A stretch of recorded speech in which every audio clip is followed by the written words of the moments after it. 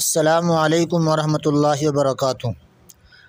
امیر الہند حضرت مولانا قاری سید محمد عثمان صاحب منصور پوری نور اللہ مرقدہ کے صاحبزادگان مولانا مفتی سلمان صاحب منصور پوری اور مفتی محمد عفان صاحب منصور پوری دامت برکاتہم اور قائد جمعیت حضرت مولانا سید محمود اسعد مدنی صاحب دامت برکاتہم حضرت قاری صاحب علیہ الرحمہ کے سفر آخرت کو حتمی شکل دینے میں منہمک ہیں۔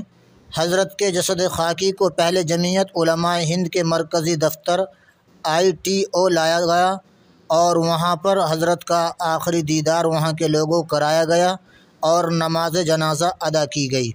اس کے بعد وہاں سے حضرت کے جسد خاکی کو پورے جمعیت کے لشکر کے ساتھ دارالعلوم دیوبند کی طرف روانہ کیا گیا اور بعد نماز عشاء تقریباً 10:30 بجے حضرت کی نماز جنازہ دارالعلوم دیوبند کے احاطہ مولسری میں ادا کی جائے گی۔